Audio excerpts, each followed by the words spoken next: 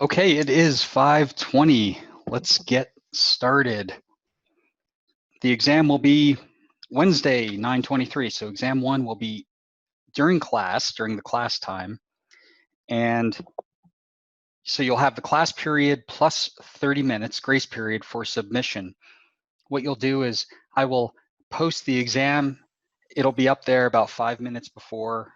You can print the exam, or you can look at it on the screen and put your answers and work on your own paper. Be sure you put a box around your final answers. That's stated on the cover of the exam. Also, let's see. So you'll scan your exam. You'll do your work. You'll scan your exam, upload it back into Canvas, and that's it. The exam is designed for less than, well, I'll say it's 50 minutes. You should be able to work it in a little less than 50 minutes, but you'll have that 30-minute grace period to upload. And of course, if you want to, you can use that to work the exam, but please don't submit the exam late. Leave some margin there so that you can get the exam submitted. Take a look at the review problems. Those are on Canvas. There are review problems and practice problems.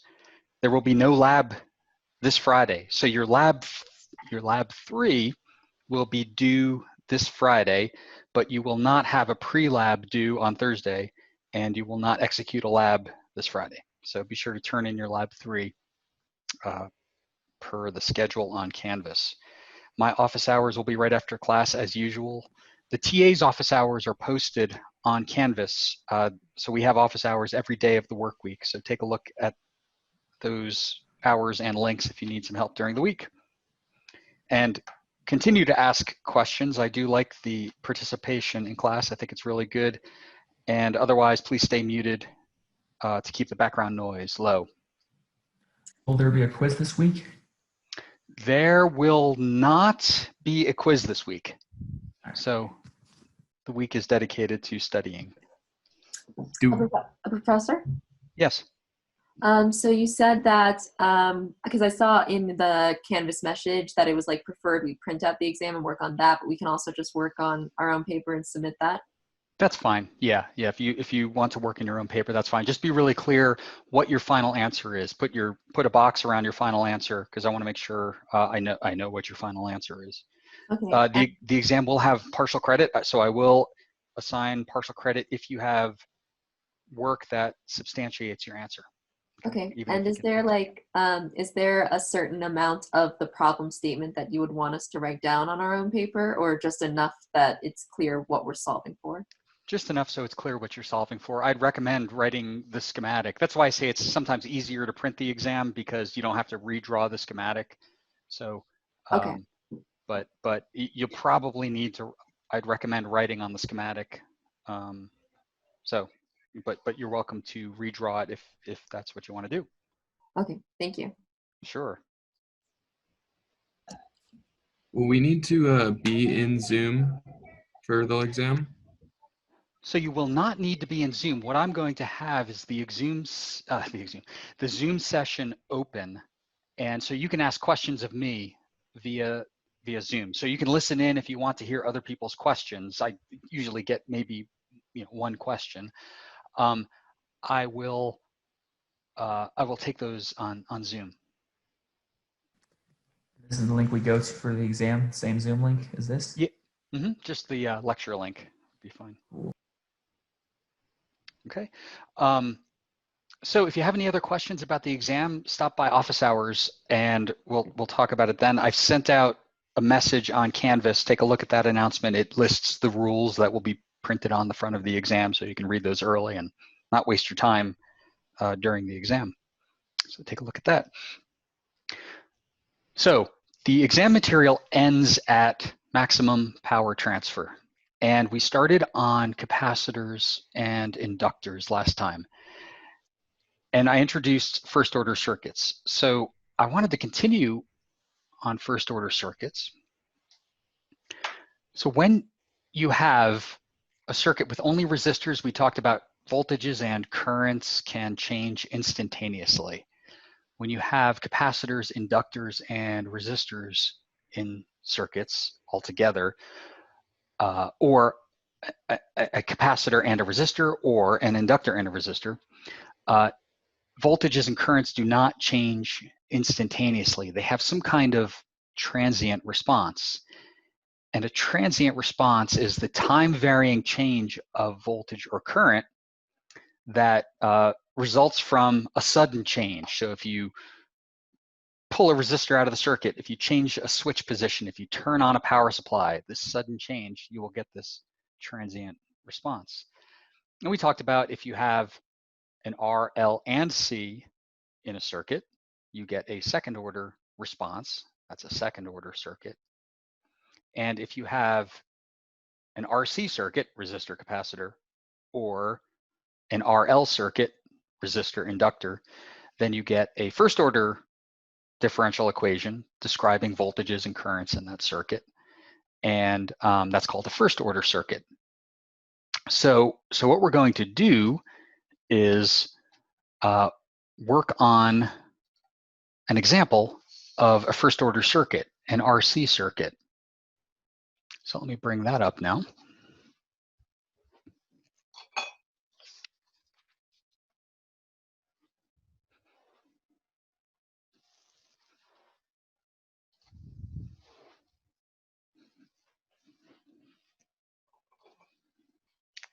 Do a focus check here. Okay, so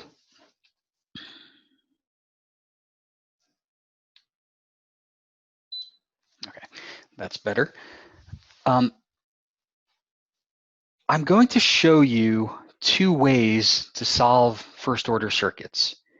The first way is an approach that you don't have to know anything about the circuit or any pattern or a prototype of the equation for RC or RL circuits. You just have to know the relationship between voltage and current for resistors and inductors. We'll start with, capacitors and inductors. We'll start with a capacitor circuit, an RC circuit. Okay, so if I have a circuit that looks like this, it has some voltage source, Vs, and that Vs is a DC source. And then I have a switch. And then I have a resistor and a capacitor. Okay, this is a classic RC circuit. We will see this again later. And if I define a voltage across this circuit, across this capacitor, Vc of t. So let's talk a little bit about what's going to happen here. I have a known resistor, I have a known capacitor value, I have a switch that closes at some time. Let's close that switch at time equals 0. So when the clock hits 0, we close that switch. Vs is a DC source, as I mentioned. So let's assume first that the charge on that capacitor is 0. The capacitor, you pulled it out of a parts bin, you plugged it into the circuit, it doesn't have a charge on it, it's 0 volts across that capacitor.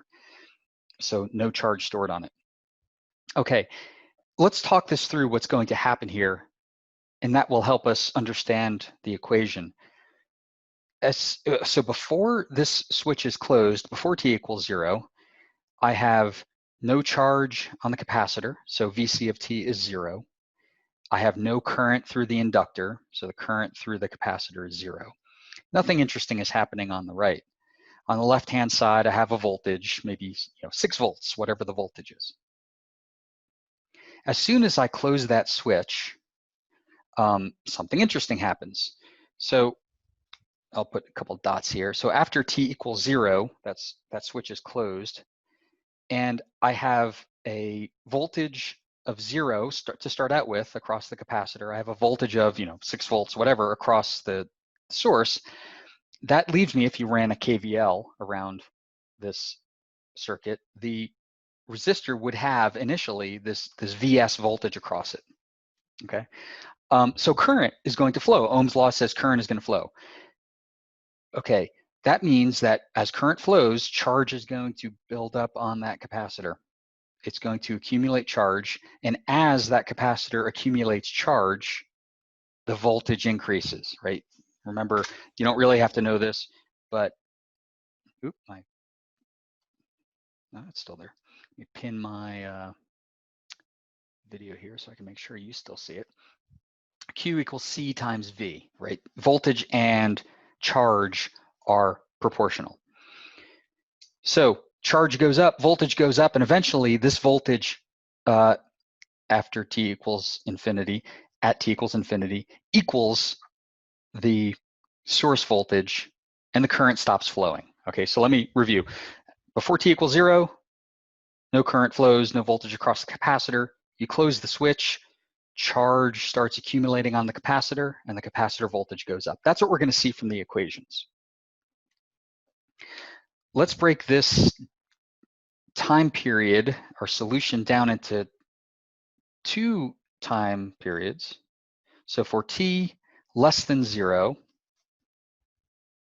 in other words, that switch is open, the capacitor is uncharged, we have a solution, Vc of t equals 0 volts. Now let me start out by saying this up here. Find Vc of t. Okay, that's what we're trying to find, the voltage across that capacitor. It's 0 volts before t equals 0. So for t greater than or equal to 0, that's where interesting things happen, as we talked about. So I am going to try to write an equation, right, after t equals 0, that switch is closed. I'm going to try to write an equation that describes Vc of t, and it's going to wind up to be a differential equation. Let me do this by writing a KCL equation up at this upper right corner. Right? So I have current going to the right and current going down. I could define 2 currents. I'll call this one I1 and this one I2. It doesn't matter. Oh, looks like my screen dropped off.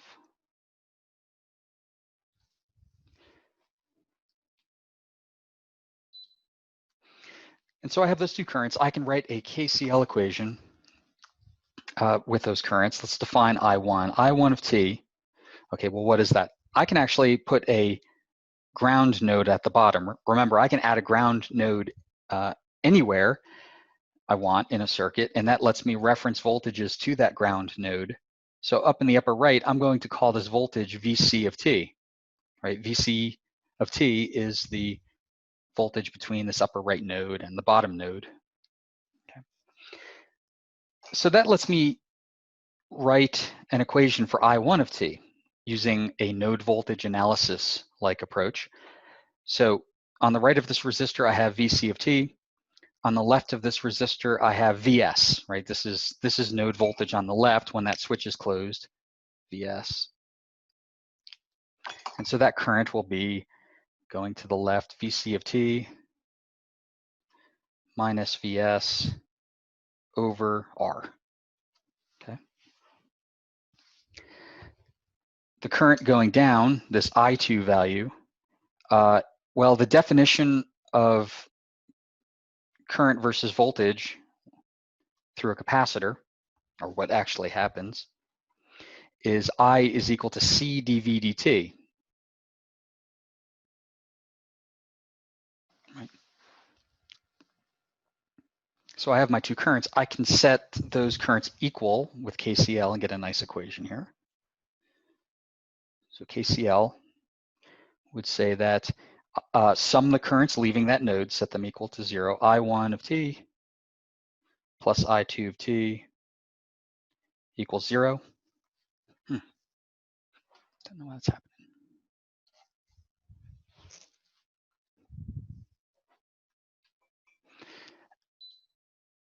That's a 2 down there.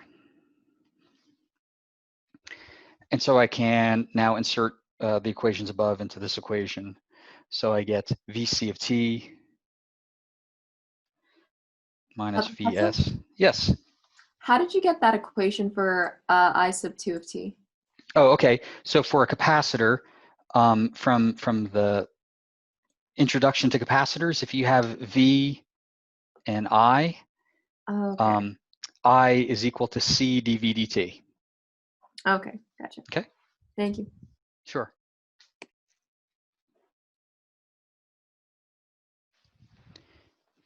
Okay, so I have I1 plus I2 C dV C dt. You can see the differential equation forming here, right?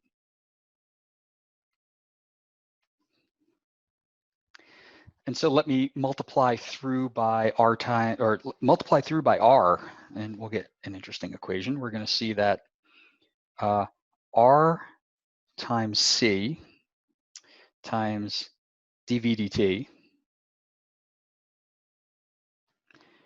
plus, let's see, VC equals, move VS to the other side. So this is the differential equation that we have to solve for this circuit. We know R, it's a value. We know C, it's a value. We know VS, it's a DC value. And our unknown is VC of T. So that's what we have to solve for. So I mentioned that I'm going to walk you through this solution of this circuit. I'm also going to show you another way to solve this circuit. Once we have this answer, we're going to be able to look at other circuits and maybe apply a simpler approach. But if some assumptions about that simpler approach aren't true, or you'll see this, if you can't figure out certain values, this approach is valid. So I guess what I'm saying is this is one approach, definitely look at it, definitely apply it, and then I'm going to show you another one. I just didn't want to surprise you with two approaches. Now, solving this differential equation, you can solve it with your favorite technique. I'm going to show you a circuit's perspective of solving this. The form of the solution of this equation, what VC of t looks like when you have a constant times a derivative of a variable plus that variable equals a constant, is always going to look like this. It's always going to look like a constant plus another constant times e to the st, where s is some value. So t is a time variable, s is some other value, and k1 and k2. So you have three values you have to solve for here. Okay. So our job now, given this is the form of the solution, is to figure out, okay, how do I figure out K1, K2, and S given the specific equation for this particular circuit? Okay, so let's do that. What I'm going to do is actually plug in VC of t into the equation we derived for the circuit. Okay, so let's do that. Professor? Yes. Sorry, how did you get that bottom equation with the K1 and K2? Yeah, that is a sort of a trust me equation. The reason is if you go back to differential equations and look at the solution to a first order differential equation that's of this form, that has a constant, a coefficient times a derivative of a variable plus another coefficient times that variable itself equals a constant, the form of that equation from diffie-q's is always a constant plus a constant e to some other constant t. Okay, gotcha. Thank you. Okay, sure. That's why I call it a trust me equation, because we cover that in the in the prerequisite to this class, but we don't cover it in this class. So I guess trust your former professor too. So I'm going to plug this form into this particular equation. So you get R times C, right, RC times the derivative of the form of the equation, K1 plus K2 e to the st.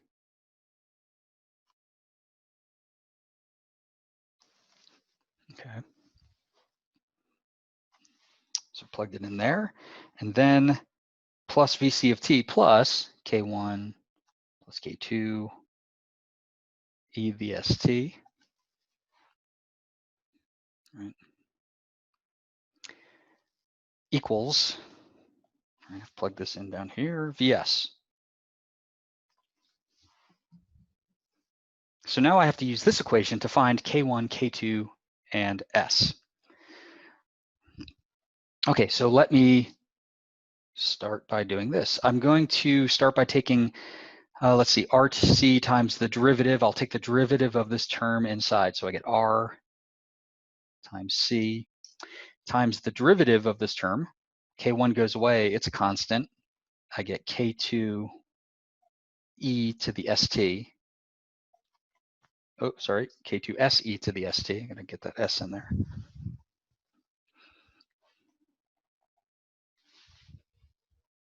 K2s e to the st plus K1 plus K2 e to the st equals Vs. I just took the derivative, that's all I did here.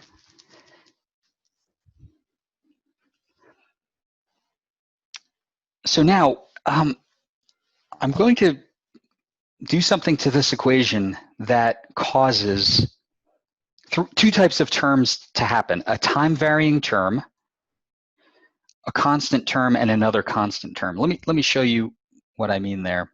So the two types of terms are time varying and constant. Let me factor out of these two terms a K2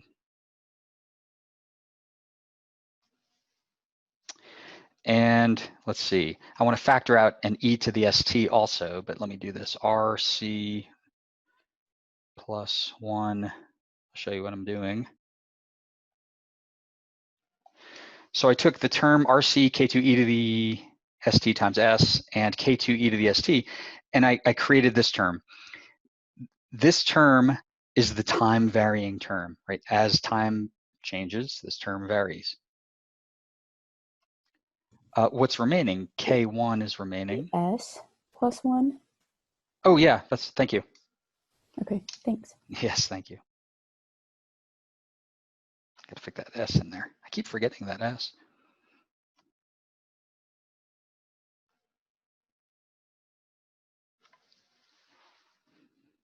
Okay, so let's see if I did this right. RC SK2, RC SK2 e to the st, and then K2 e to the st, K2 e to the st, plus K1 equals Vs.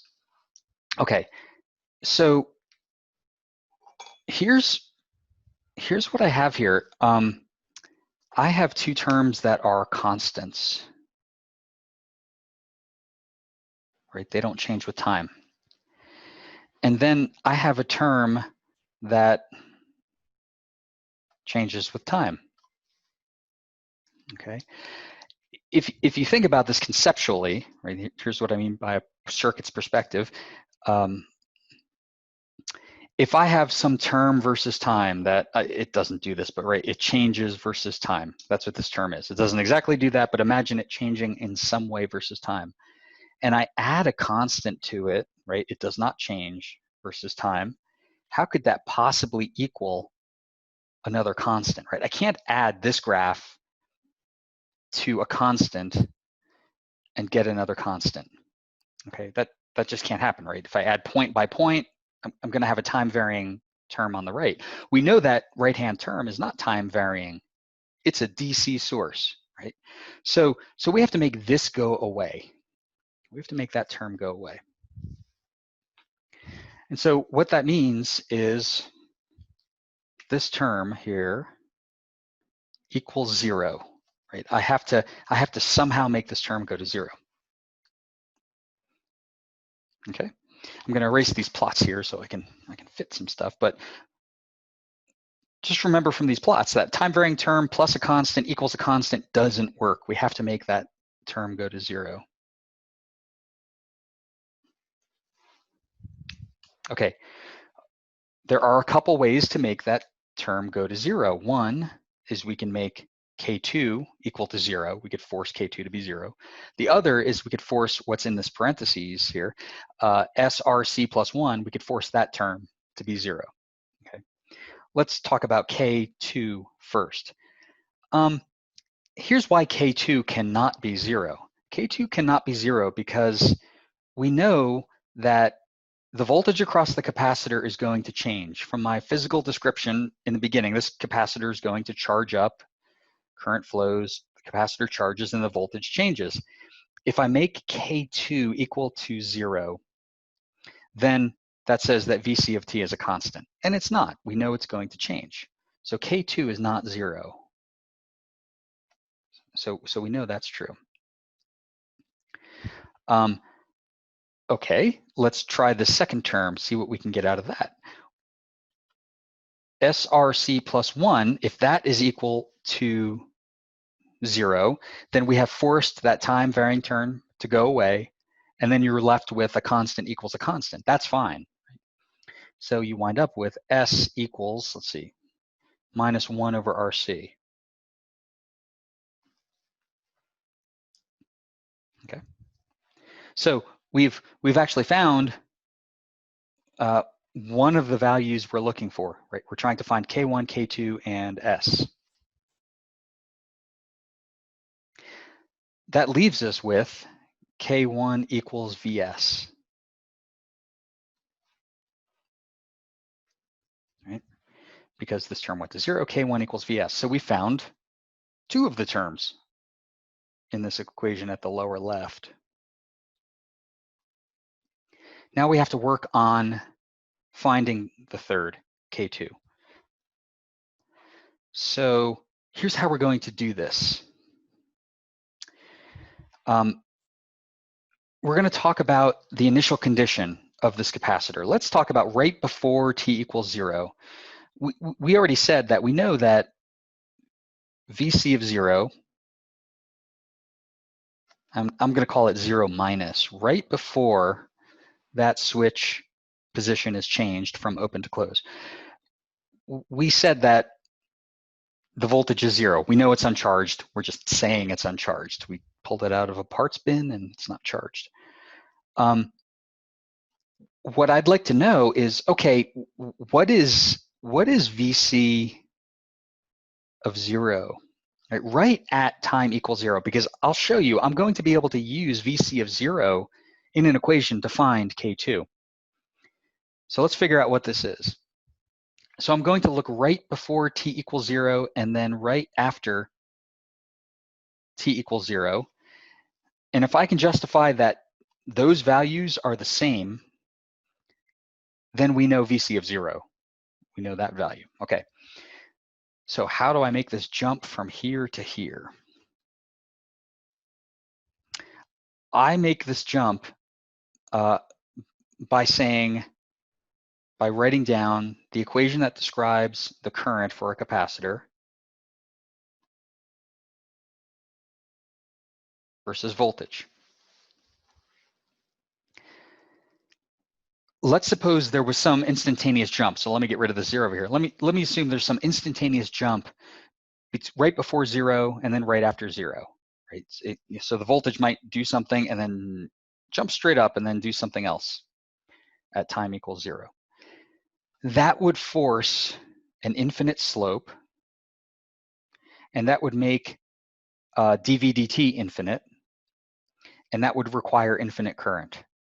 We don't have infinite current in this circuit. That cannot happen.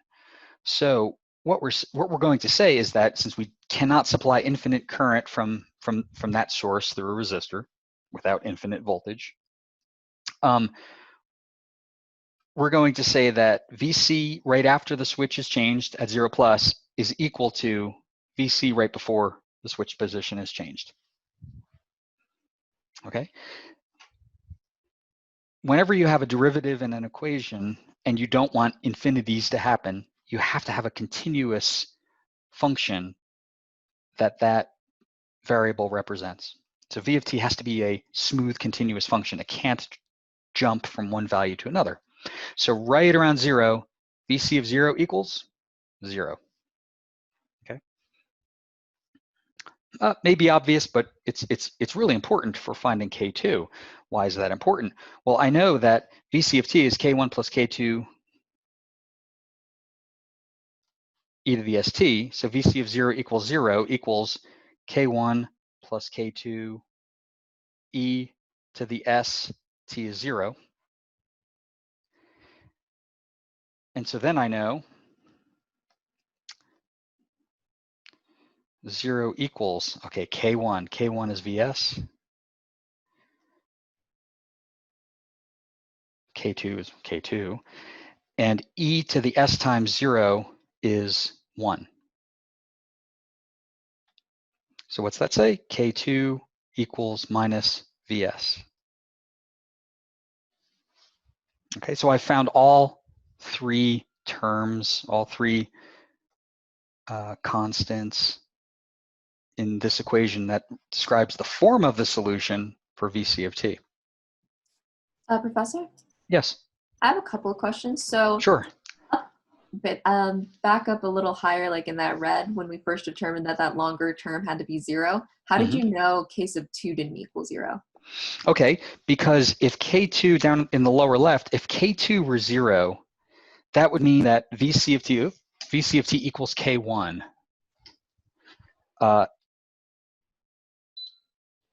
So if I, for example, make K2 0, then VC of t equals K1, and it's a constant. That would mean VC is a DC term. It doesn't change. It never changes. It's constant forever. Well, we know that's not going to happen because when I close the switch in the circuit physically from the circuit, I'm going to have current flowing through that resistor, right, from KVL, and I'm going to cause charge to accumulate on that capacitor, and that means the voltage is going to change over time. So VC of t cannot be a constant. Therefore, K2 cannot be 0. Okay. Okay. And then, oh, yeah, so how did you get that relation where VC of like just before 0 and then VC just after 0? Like what is the current equation for capacitor have to do with that? Oh, okay. Well, see, right here, if voltage changed, let's say voltage changed right at t equals 0, or this is time. If voltage went from 0 and all of a sudden it jumped up and went somewhere else, right? This is voltage. Let's say that's VC. All of a sudden it just jumps up and has a discontinuity right there at 0. That would cause this term I'm circling to blow up and go to infinity. It would require infinite current to be supplied to that capacitor. And we don't have infinite current. We have, at most, Vs divided by R. Okay? Okay, got it. Thank you. Yeah, because this plot would cause this term to blow up to infinity. So will VC at 0 always be 0 unless otherwise specified? The problem will state it.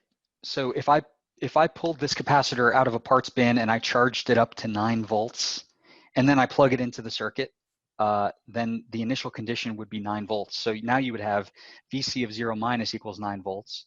So VC of 0 plus equals 9 volts. So VC of 0 equals 9 volts. Okay. Okay. Okay, so now we can write the equation for VC of t.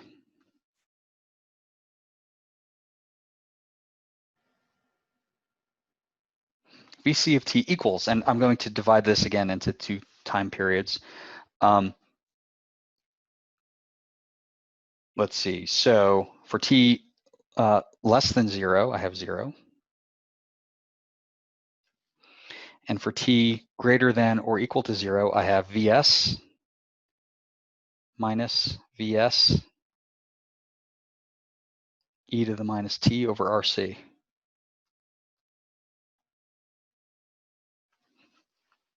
Okay, because all I did for t greater than 0 is I plugged in into this equation Vs for K1 minus Vs for K2 and minus 1 over Rc for S.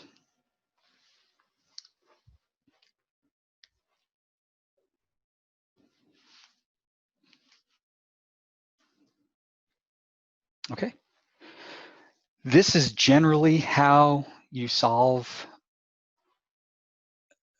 a first order circuits problem. You find some equation that has the variable you're looking for. It's going to wind up to be a first order differential equation. And then you solve using this general form of the solution, plug that into your specific equation and then solve. This is one technique to solve for the equation that describes VC of t. If you're looking for current, V becomes I, and we're going to work a problem that has I as the variable instead of V. So we'll hold off till then to talk about that. Okay, any other questions on anything on this whiteboard?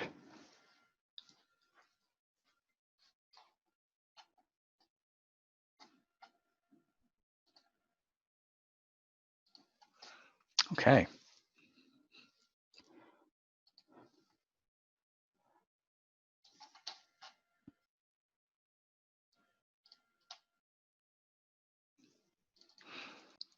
Okay, so let me put this on a slide and summarize this method to solve a first order circuit. So using any circuit analysis approach like KCL, KVL, you get an equation, right? And it's going to be of this form. A first order circuit's going to have a first order differential equation of this form. And then you substitute K1 plus K2 e to the st into your variable for your first order differential equation. And then you rearrange the equation to have a time varying term that will drop out of the equation. And then you solve for s. So you're going to have a time varying term plus a constant equals a constant, make this term go to 0. Don't make K2 go to 0. That would not be a description of what voltage or current would do, because we know it does change. And then finally, solve for K1 using the remaining terms of the equation, and then solve for K2 using an initial condition. Okay, so that's a summary of that. What I'm going to do now is I'm going to talk about a bit about the what this response looks like. Like, we have lots of equations here, but let's talk about what that voltage does over time and what it looks like, and talk about its timing.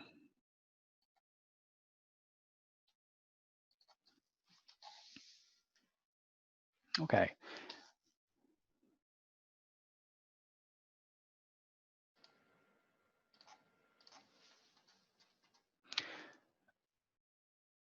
So let me introduce you to time constants and a term called steady state.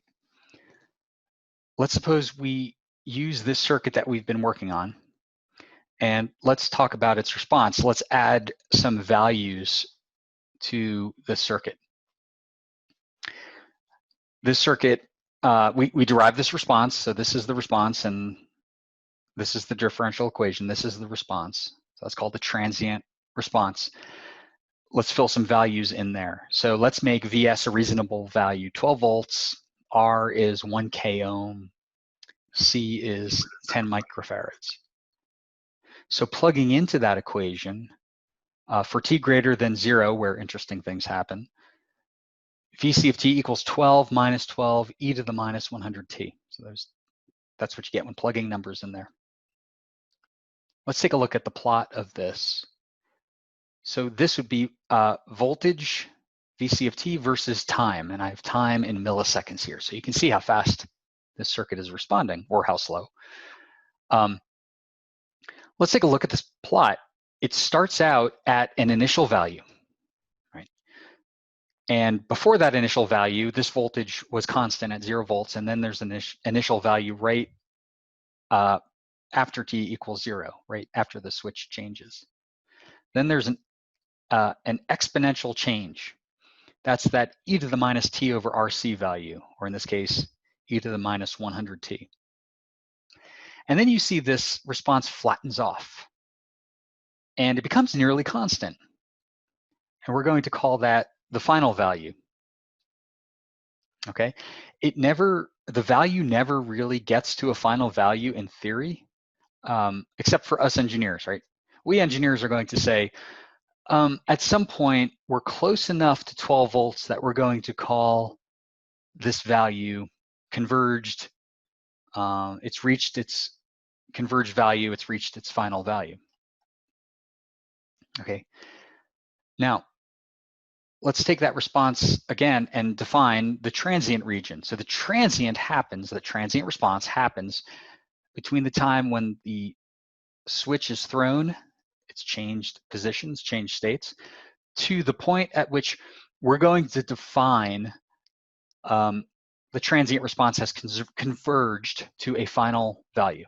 So that's pretty arbitrary. We're gonna make that up. Well, we collectively have already made that up. We're going to say, once you're within 99% of your final value, that's arbitrary, but close enough for circuits work in this case, that you have reached a condition called steady state. Okay, so there's a transient after the sudden change in the circuit, and then you reach steady state when you've converged within about 99% of the final value. The voltages and the currents in the circuit, in any first order circuit, will have this exponential term.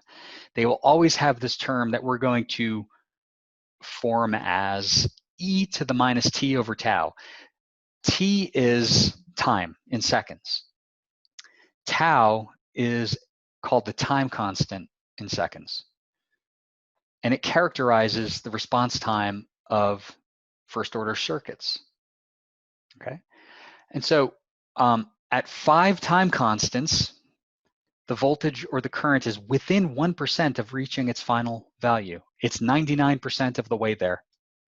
And how do I know that? Well, if I plug in 5 tau into the equation, e to the minus t over tau, I get e to the minus 5 tau over tau, or e to the minus 5, which equals 0.7%, which is, around 1%. It's slightly better than 1% within the final value range. Okay, so after 5 tau in a first order circuit, we're going to call the circuit at steady state. The circuit has reached steady state. The response has reached steady state. Steady state means the state is steady, it's constant. This was one example of one circuit where the voltage started at one value, increased to another value, and converged. You can also have a response like this. That value starts, the voltage, let's say, starts at a high value and converges down to a low value. You can create circuits such that the starting and ending values, the initial value and the final value, those values are non-zero. You can do that. So that's why I normalize these plots to the voltage divided by the steady state voltage. It either rises from 0 to 1 or 1 to 0 if you normalize to steady state. Okay, so the same rules apply, the same definitions apply to transient versus steady state if the voltage is rising or falling. Professor? Yes. How do we determine how much tau is? Okay, we're going to figure that out. So if you look at the last circuit, let's see here, let's see what's next here.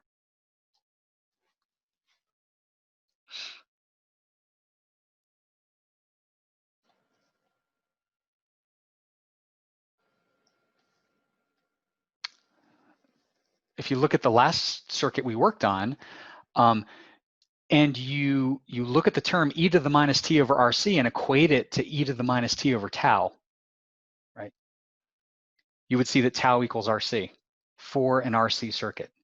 So when you have a resistor and a capacitor in series and there's a sudden change, the response is going to be such that tau equals RC.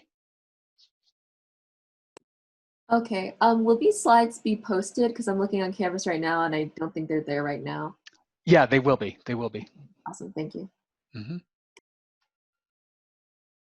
Okay, so looking at the equation that has numbers in it, you would see that e to the minus 100t, right, this exponential term, equals e to the minus t over tau. And so tau is equal to 10 milliseconds. So in this case, the transient response would look like this. you'd have a sudden change at time equals 0. There'd be a transient response up to 5 tau. In this case, that would be 50 milliseconds. So between 0 seconds and 50 milliseconds, you'd have this transient, and then the voltage would look constant. It would look steady. Okay, so let's talk about steady state. I want to show you, so there's some work you can do with a circuit. A way you can solve these first order circuits by knowing the initial value and the final value. And in order to figure out the final value, let's talk about how capacitors and inductors look in the steady state. So after a circuit has reached 5 tau, steady state, we can make some simple assumptions to analyze the circuit to solve for all the voltages and the currents. So if I show explicitly the voltage across a capacitor and the current through a capacitor, I is equal to C dV dt. In steady state, dV dt is 0, right? The derivative of a constant, voltage is constant in steady state. The derivative of the constant is 0. So C times 0 is 0, I is 0. What's that mean? That means that the capacitor can be replaced with an open in the steady state. The capacitor conducts no current, I is 0, so you can replace the capacitor with an open. So you would do this. If you know your circuit has reached steady state, take all of your capacitors and replace them with an open circuit, just like I've shown here. Let's move on to inductors. For inductors, V equals L di dt. In steady state, I is constant. Everything is constant. V is constant, I is constant. Those values are steady. If you take a derivative, right, this derivative in the upper right here, this L di dt term, if you take the derivative of a constant, you get 0. So V equals L times 0. So V is 0.